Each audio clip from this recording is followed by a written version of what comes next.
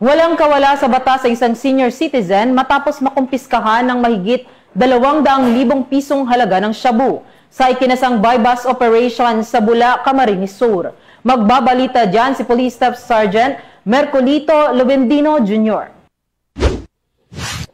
Isang matagumpay na operasyon laban sa illegal na droga ang sinagawa ng Bula Municipal Police Station sa pangunguna ni Police Major John Michael P. Miraflor, Chief of Police, katuwang ang mga tauhan ng 4th Platoon, 2nd Camarines Sur Provincial Mobile Force Company, PIU Camarines Sur PPO, PIDEG at sa koordinasyon ng PIDEA Regional Office 5. Bandang alas 4:43 ng hapon, ikinasa ang operasyon sa Barangay Lubgan, Bula, Camarines Sur na nagresulta sa pagkakaaresto ng suspect na si alias Tatay Isko, 68 taong gulang, walang asawa at trabaho na residente ng nasabing barangay.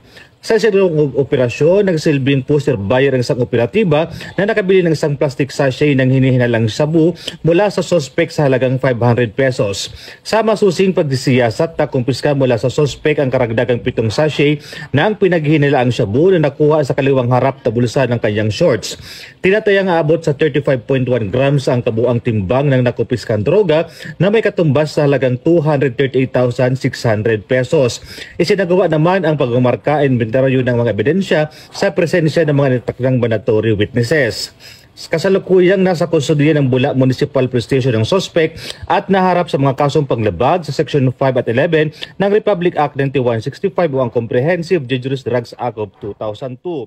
Mula dito sa Bicol Region, ako po yung Police News Network Correspondent, Police Staff Sergeant Mercolito P. Lovendino Jr. Alagad ang batas, tagataguyod ang balita.